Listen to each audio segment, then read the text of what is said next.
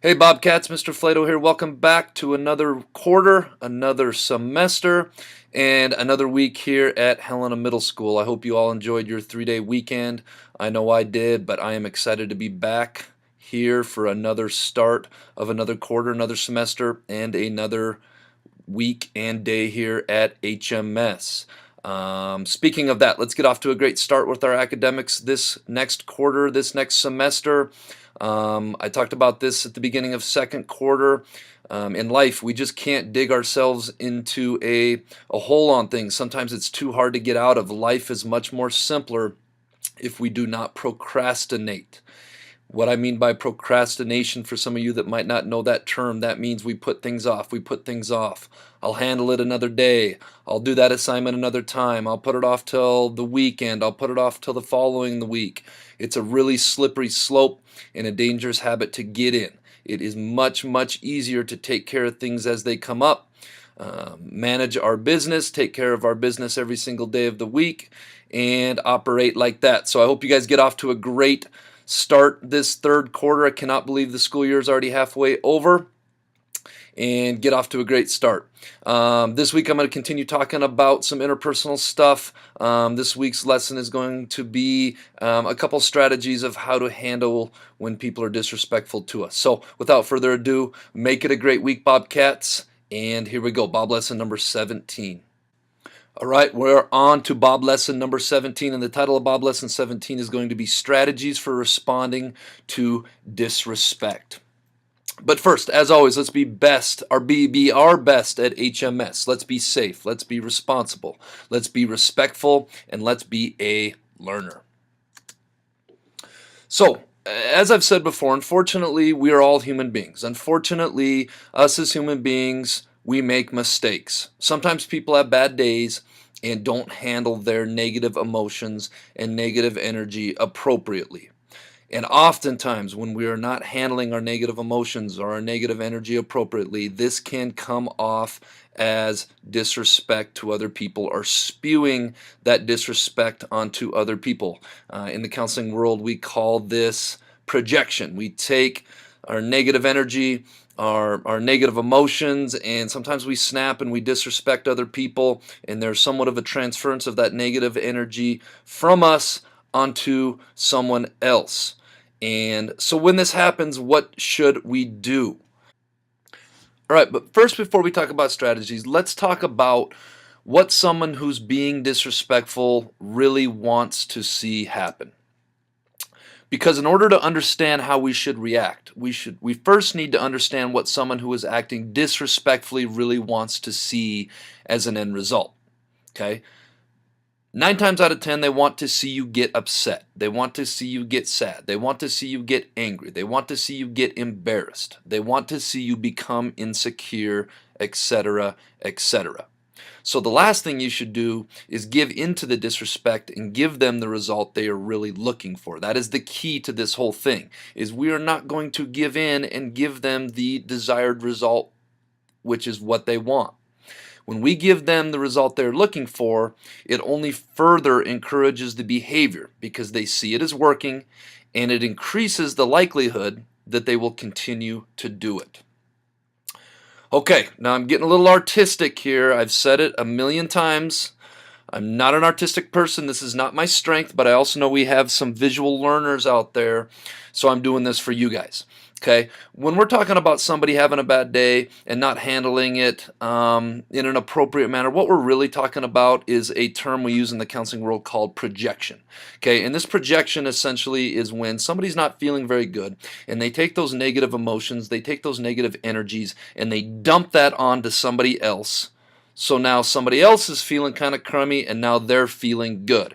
It's kind of like taking the garbage out. You have a stinky garbage in your room or in your office, and you take that garbage out and you put it into the big garbage can. I'm projecting all of that negativity onto somebody else. I'm getting it off of me and onto somebody else. So you can see I got 2 stick figures here. I got one in red, one in yellow. Yellow person is having a great day. Red person, not so much. So they take that ickiness, and they, if you follow it up the the tube into the arrow there, they're going to try to put it onto somebody else. So what ends up happening? Well, that disrespect ends up happening. Now, person number one that used to be red, now they're feeling kind of sunshiny yellow. They're feeling good. They disrespected somebody else. And now the person that they disrespected, all of that got put onto the person that in the previous slide here was feeling all sunshiny, and now they're feeling kind of gloomy and not doing so well. So what do we want to have happen? We don't want to let somebody put their baggage or put their bad day onto us. We want them to have it go up and come down and miss us. Okay, I hope you guys like this little artistic thing. I hope that wasn't a complete fail with my stick figures. Anyways, so let's talk about how we do this. Tip number one, we got to review this. This is stop, walk, and talk.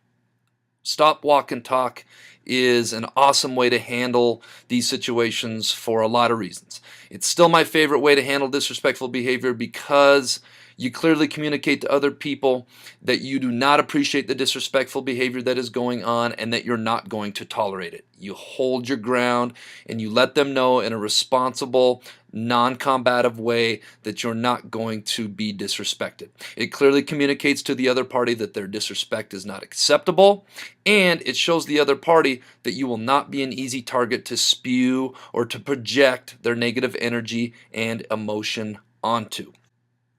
Let's review really quick. You can say stop many different ways. Remember to find a way that is genuine and authentic to you. Hey, I don't appreciate whatever that behavior is. Please stop. What you are doing is really bothering me. Please stop. Please stop that. I don't appreciate being disrespected. Please don't disrespect me like that. Hey, I'm not cool with you, whatever that behavior is. I'd appreciate being treated with more respect than that. Or when you, whatever that behavior it is, that really bothers me. Please stop. The most important thing is to do something that's genuine and authentic that works for you. Do something that fits the situation. Again, to review, you say stop, and if the behavior doesn't stop, then you calmly walk away and put time and distance between yourself and whoever is disrespecting you.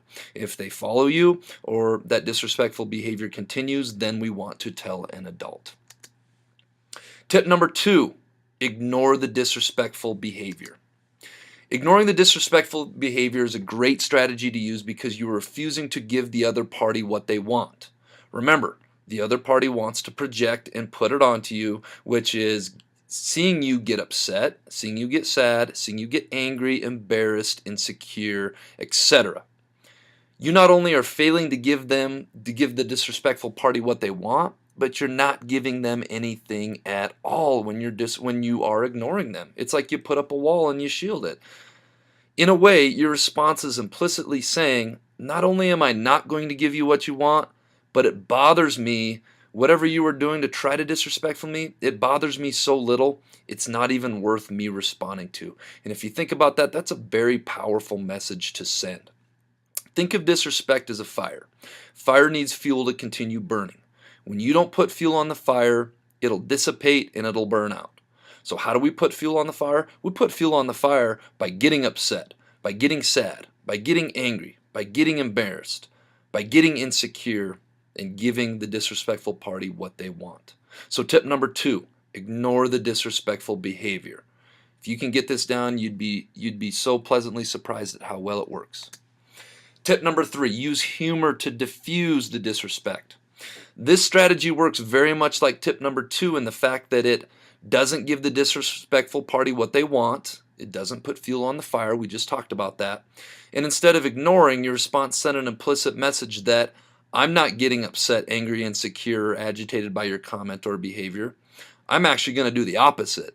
I'm so secure that I'm going to crack a joke and laugh about this with you. You're not going to ruin my day or get under my skin, or you're nowhere near taking the disrespectful person seriously.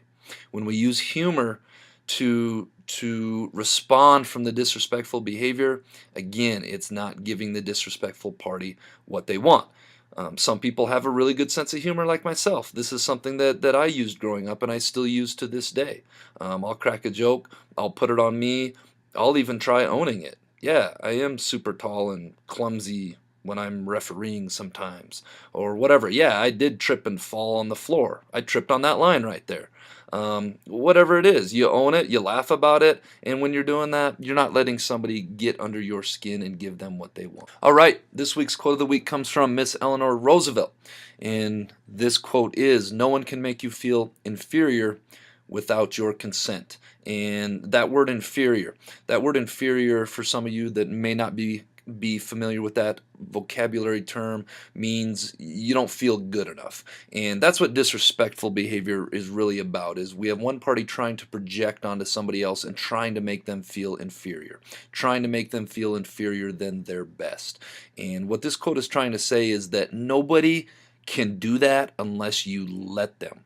Okay, and I think that's very important, to never let anybody disrespect you, but to stand your ground and to handle it appropriately, and like my stick figure show, just kind of step to the side and not let somebody spew that disrespect onto you. All right, JellyBean question of the week winners for this week were Kaylee DeMoningly.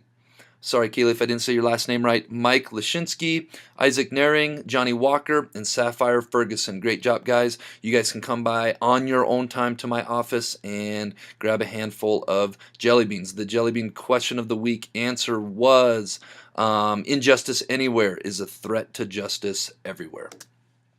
All right, this week's JellyBean question of the week is going to be a little bit different. My next Bob lessons coming up are going to be more guided towards healthy friendships and what do healthy friendships look like. So I need your guys' help. So this week's JellyBean question of the week is, what are 3 characteristics in someone you look to become friends with? Or what are 3 characteristics you appreciate in your existing friendships, and why? What are those characteristics? Is it honesty? Is it loyalty? Is it shared common interests? What exactly is it that you appreciate most in your friendships and that you look for in your friendships? As always, please get those written down and in the box and to me no later than Friday. All right, folks, we're on to a new quarter. We're on to a new semester. We're on to a new week, and I hope you guys make it a great one.